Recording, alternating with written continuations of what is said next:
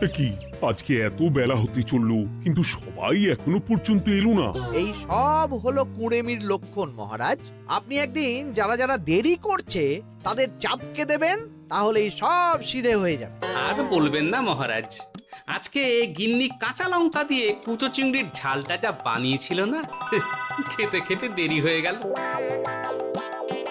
গোলগাপ্পি দেওয়ার আর জায়গা পাও না না? বিশ্বাস করুন, সত্যি খুব ভালো রান্না করেছিল গিন্নি, তাই আবার আরেক হাঁড়ি ভাত চড়াতে বললাম। আর সেটা খেয়ে আসতেই তো দেরি হয়ে গেল। আরো এক হাঁড়ি? মহারাজ কিছু মনে করবেন না, এই পাঠশালা বন্ধ করে সব গুছিয়ে তবে এলাম। সুপ্রভাত মহারাজ। সুপ্রভাত মহারাজ। প্রভাত আজকে আর শুনেই তোমরা সবাই এত কুঁড়ে হয়ে গেছো যে কি বলবো। মহারাজ, এই কুঁড়েমির আসল কারণ হচ্ছে চর্বি। কথায় আছে, যত বেশি চর্বি তত তাড়াতাড়ি মরবি। আপনি কি বলতে চাইছেন মন্ত্রী মশাই, যে আমি তাড়াতাড়ি মরে যাব আর আপনি মজা দেখবেন? ঠাকুর ঘরে কে, আমি তো কলা খাইনি ব্যাপার হয়ে গেল। গোপালের একদম মোক্ষম জায়গায় আঘাত লেগেছে, যাকে বলে ওই আঁতে ঘা। তুমি বেশি কথা বলো না বৈদ্য, ছুঁচ করে চালুনির বিচার। হ্যাঁ, বৈদ্য তো দেরি করেই এসেছে। আমার মনে হয় প্রত্যেককে এমন ভাবে প্রশিক্ষণ দেওয়া দরকার যাতে তারা একটু চনমনে হয়ে ওঠে। হ্যাঁ মহারাজ, তাহলে আগামীকাল থেকেই শুরু হোক ব্যায়াম আর অস্ত্র শিক্ষা। হ্যাঁ, কুঁড়ে থাকলে রাজ্যের কোনো বিপদ আপদেই সভাসদেরা কাজে আসবে না। ঠিক বলেছেন মহারাজ। তাহলে আর দেরি কেন, চলো সবাই এখনই আমরা মাঠে যাই। এই তো মহারাজ ভরপেট খেয়ে এলাম, এখনই মাঠে? ও সব অজুহাত দিয়ে লাভ নেই, চলো চলো চলো।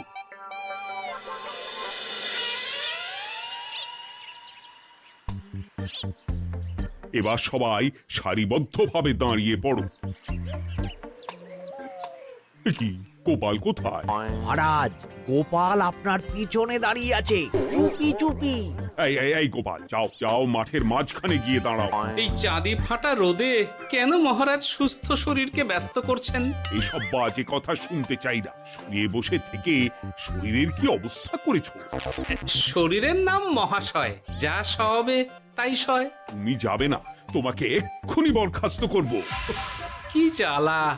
যেখানে আমার সব কাজ বুদ্ধি দিয়েই হয়ে যায়, সেখানে গায়ের জোরের কি দরকার? হ্যাঁ, এই গোপাল, আমি 1 থেকে 3 অব্দি গুনবো, তারপরে সবাই এই মাঠের ধার বরাবর 5 বার পাক দিয়ে দৌড়বে। ঠিক আছে মহারাজ, আমি প্রস্তুত। আমি রোগাপটকা আছি, কোনো সমস্যাই হবে না। হয়ে গেল। সবাই প্রস্তুত? 1 2 3। কি হলো গোপাল, দৌড়াও দৌড়াও। মহারাজ, এর থেকে বেশি জোরে পারবো না। আই, কে আছো? একটা কঞ্চি দাও। এই সেরেছে। বেশ হয়েছে, বেশ হয়েছে। ব্যাটার এবার চর্বি কমবে। কি হলো গোপাল, হ্যাঁ হয়ে গেল? হ্যাঁ?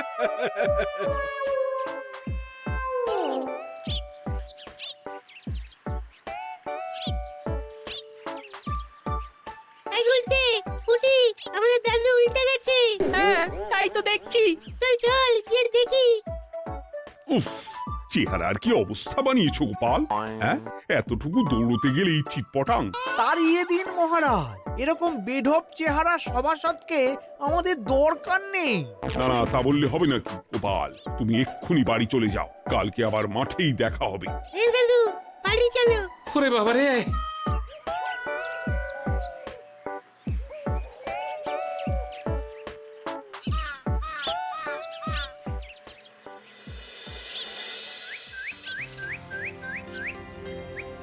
আরে ধুর ছাতার মাথা, তখন থেকে জল খেয়েই চলেছ।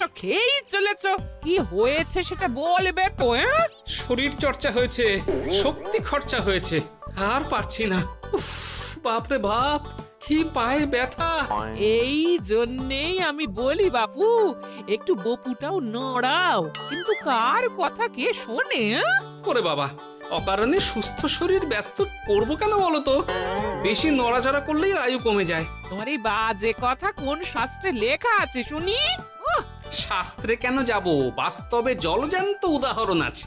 আমি মানতে পারছি না। হুম, মানতে পারছি না বললে তো হবে না, তোমাকে মানতেই হবে। বেশ, প্রমাণ করো।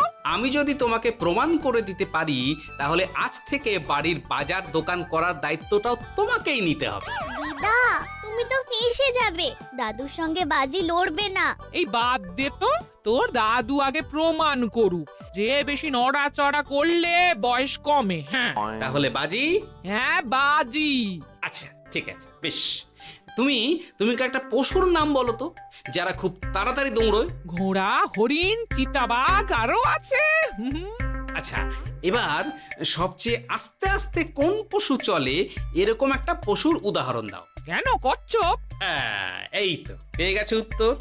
এবার তুমি বলো তো, কচ্ছপ কত বছর বাঁচে, আর ঘোড়া, হরিণ, চিতাবাঘ এরা কত বছর বাঁচে? চিতাবাঘ, ঘোড়া কেউই 30 বছরের বেশি বাঁচে না, কিন্তু কচ্ছপ 300 বছরও বেঁচে থাকে। হেরেছে, হেরেছে, আমার বউ হেরেছে। উফ, জীবনের কত বড় চাপ নেমে গেল। হ্যাঁ, এই তুমি আমাকে এভাবে হারালে। তখনই বললাম দাদুর সঙ্গে বাজি লড়তে যেও না। নাও, এবার খেলা সামলাও।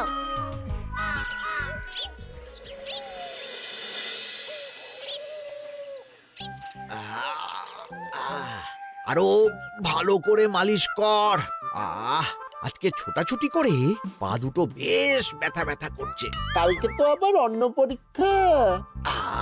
আরে আমার হালকা চেহারা আছে, সব সামলে নেব। কালকে তো অস্ত্র চালনা হবে, কালকে আমি কাঁপিয়ে দেব। কাঁপাতে তো হবেই মন্ত্রী মশাই।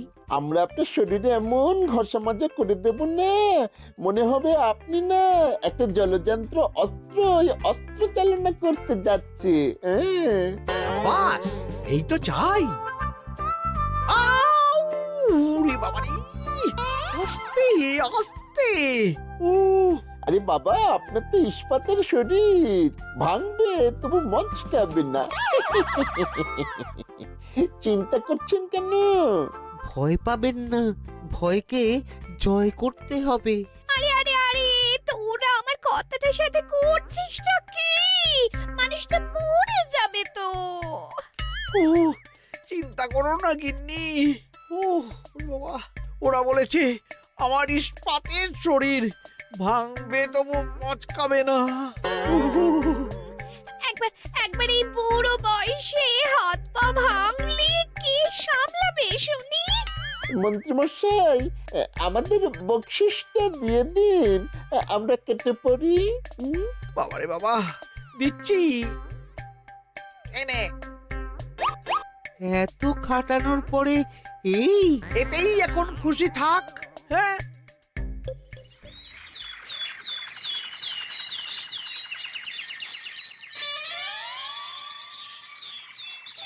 এবার তোমাদের সকলকে অস্ত্র শিক্ষা দেওয়া হবে। উফ, রোজ রোজ কি জ্বালাতনে পড়েছি, বাপরে বাপ।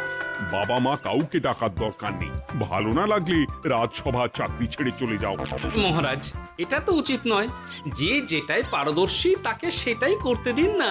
একটা বাঁদরকে যদি আপনি বলেন শিকার করে মাংস খেয়ে দেখা, সে কি পারবে মহারাজ? মহারাজ, গোপাল একটু বেশি কথা বলছে, ওকে আপনি বের করে দিন। আমি তোমার কথায় গলবো না গোপাল, তোমাদের সবাইকে এখন অস্ত্র শিক্ষা শিখতেই হবে। কর্তার ইচ্ছায় কর্ম, এখন তো আমার আর কিছুই বলার নেই। তাহলে আর দেরি কেন, তোমরা সবাই একটা করে ঢাল আর একটা করে তলোয়ার তুলে নাও। সেনাপতি, বলুন মহারাজ। তুমি সকলকে অস্ত্র শিক্ষা দেবে, তলোয়ার চালানো শেখাবে। এক এক করে প্রত্যেকে তোমার কাছে যাবে, আর এক এক করে তুমি সবাইকে তলোয়ার চালানো শেখাবে। আচ্ছা মহারাজ, তাহলে ওই সবার প্রথমে চলে আসুন মন্ত্রী মশাই। হ্যাঁ, আমি প্রস্তুত। আমার শরীর ইস্পাতের মতো, ভাঙবো তবু মচকাবো না।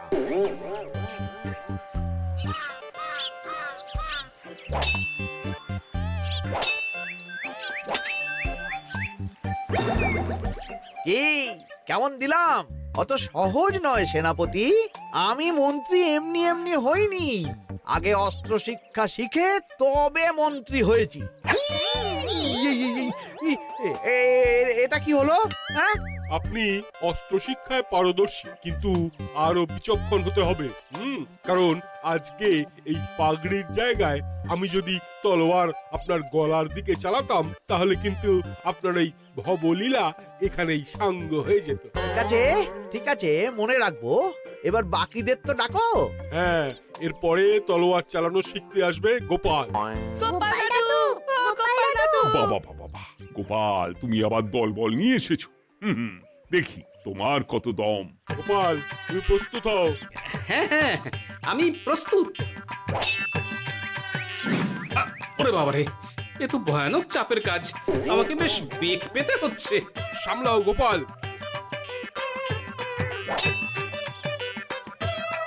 না, আমাকে অন্য রাস্তা দেখতে হবে। সেনাপতি, মহারাজের দিব্যি, তুমি আমার দিকে তলোয়ার ঢাল বাড়াবে না। এই এটা কি হলো? সত্যি তো, এটা কি হলো? গেল গেল গেল গেল গেল গেল গেল, দুটিটা খুলে গেল গো। দেব নাকি এবার কুচ করে কেটে? জিতে গেছি, জিতে গেছি। এটা কি হলো? শত্রুপক্ষ কখনো কারো দিব্যি শুনবে না। আর সেনাপতি, তুমি কি ওখানে দাঁড়িয়ে দাঁড়িয়ে মজা দেখছো? আমি কি করব মহারাজ, গোপাল যে আপনার দিব্যি দিয়ে দিল। গোপাল বেটা খুব চালাক। তাহলে এখন উপায়? ওসব গোপাল তোমাকে বোকা বানাবার জন্য করেছে। তুমি ধুতি ঠিক করে আবার লড়াই চালিয়ে যাও। যথাজ্ঞা মহারাজ।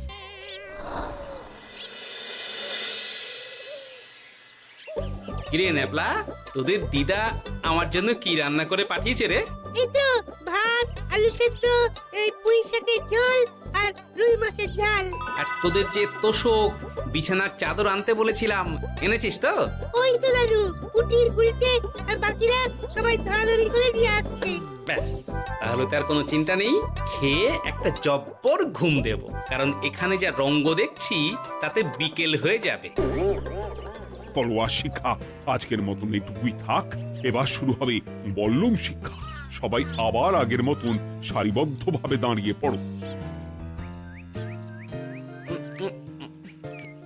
আহ, তোদের দিদা পুঁই শাকটা কিন্তু বেশ জব্বর বানিয়েছে। তোদের দিদার হাতের রান্নার কোনো তুলনাই নেই। আহা, কি স্বাদ! কি গোপাল আবার কোথায় গেল? এই তো মহারাজ, আমি এখানে ওই পুঁইয়ের ঝোল আর রুইয়ের ছাল দিয়ে ভাত খাচ্ছি। এসব কি মাঠের মধ্যে খাওয়া? আরে শরীরটাকে তো রাখতে হবে। তাড়াতাড়ি খেয়ে এইদিকে এসো। আসছি আসছি আসছি। এবার আমি তোমাদের দেখাবো কিভাবে বল্লম নিয়ে তেড়ে যেতে হয়। দেখান মহারাজ।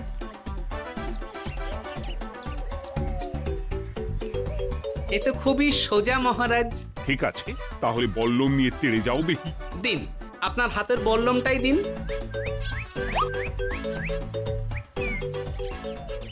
আরে আরে, গোপাল তো মাঠ থেকেই চলে গেল। আমি ডেকে আনছি মহারাজ। আরে আরে, ও গোপাল, গোপাল, মহারাজ ডাকছেন। থামো থামো। মহারাজ বলেছেন বল্লম নিয়ে তেড়ে যেতে। তেড়ে গিয়ে আবার ফিরে আসতে তো উনি বলেননি। আরে, এ তো মহা মুশকিল। উনি এক্ষুনি তোমাকে মাঠে ফিরতে বললেন। সেটা আপনাকে বলতে পারে সেনাপতি, আমাকে তো বলেনি। আমি চললাম।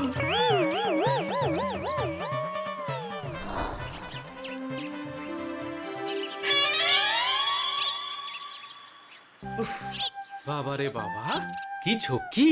অনেক বুদ্ধি করে মাঠ থেকে খাটে চলে এসেছি। আমি আর উঠছি না।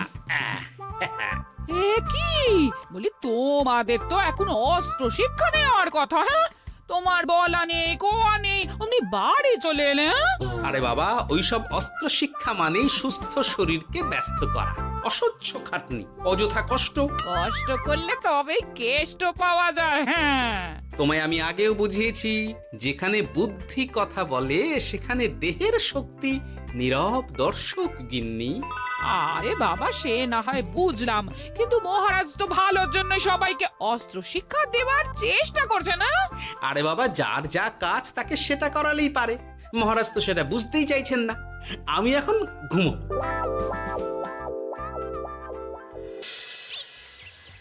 দরজা খোলো গোপাল, দরজা খোলো। গোপাল, গোপাল দরজা খোলো বলছি। ব্যাস হয়ে গেল, একটু শান্তিতে ঘুমাবো তার জো নেই। দরজা খোলো গোপাল। বলুন মহারাজ। তুমি কি পেয়েছোটা কি গোপাল? রাজসভায় দেরি করে আসবে, তারপর অস্ত্র শিক্ষার সময় ফাঁকিবাজি দেবে, এভাবে তো আর তোমাকে মনে হচ্ছে রাজসভায় রাখা যাবে না। মহারাজ, গোপাল তো মুখের কথার লোক নয়, ওকে তাড়িয়ে দিই। কেন মহারাজ? আমি কি এমন মহাপাপ করেছি যে আমাকে তাড়িয়ে দেবেন? এই যে আমার কথা শুনছো না, এটাই তোমার অপরাধ। অপরাধ নেবেন না মহারাজ। পণ্ডিতের দায়িত্ব পুজো করা, সভাকবির দায়িত্ব কবিতা বলা, সাহিত্য চর্চা করা, আর আমার দায়িত্ব হাসি মজা করে আপনার মন ভালো রাখা। কিন্তু আপনি আমাকে জোর করে যুদ্ধের ময়দানে ঠেলে দিতে চাইছেন। এটা আমার ইচ্ছে। আমিও তো মহারাজ ইচ্ছে করলে অনেক কিছু করতে পারি, চোখ বন্ধ করে লক্ষ্য ভেদ করতে পারি, শুধু বুদ্ধি দিয়ে। আরে বাহ, এত বড় কথা! তাহলে মহারাজ, ওকে বলুন পরীক্ষা দিতে। কি পরীক্ষা? আমি একটা ঘরে বর্ম পরে দাঁড়িয়ে থাকবো, তোমার হাতে অস্ত্র দেব, আমার মাথায় একটা আপেল থাকতে হবে, আর তুমি কিভাবে আমার মাথা থেকে ওই আপেল ফেলতে পারো দেখব। এ তো খুবই সোজা।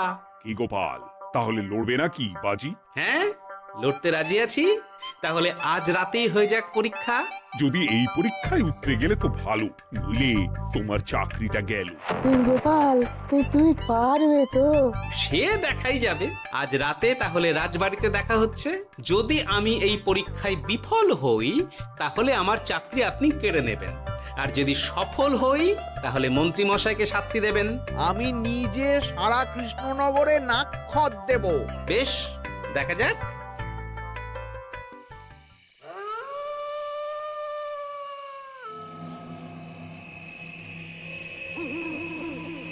কি মন্ত্রীমশাই, ব্যবস্থা সব ঠিকঠাক হয়েছে তো? হ্যাঁ, এবার শুধু গোপালের পরীক্ষার পালা।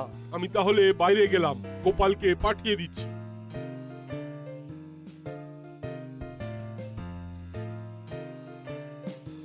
এবার যাও গোপাল, ঘরের ভিতরে যাও, দেখি তুমি কি করে মন্ত্রীর মাথা থেকে আপেল ফেলতে পারো। আপনি তো শুধু আমার চোখ ঢেকেছেন, আমার নাক মুখ কানও ঢেকে দিন, যাতে ঘ্রাণেন্দ্রিয় শ্রবণেন্দ্রিয়েরও সাহায্য না নিতে পারি। বেশ, তাহলে তাই হোক। আয়, কে আছো? গোপালের মুখ নাক আর কান ঢাকো। যথা আজ্ঞা মহারাজ। একটু মোটা কাপড় দিয়ে নাক মুখ ঢাকো, হ্যাঁ, যাতে সেভাবে আপেলের গন্ধ না পাই। বেশ বেশ।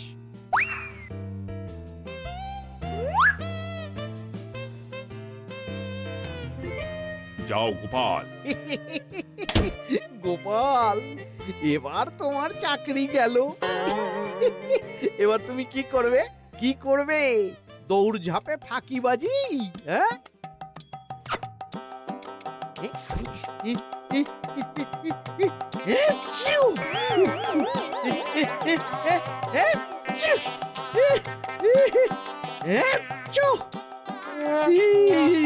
গেল গেল গেল গেল গেল, আপেল পড়ে গেল। আপেল পড়ে গেল? মহারাজ, এর মধ্যেই গোপাল আপেল ফেলে দিয়েছে। ঘরের ভেতরে চলো।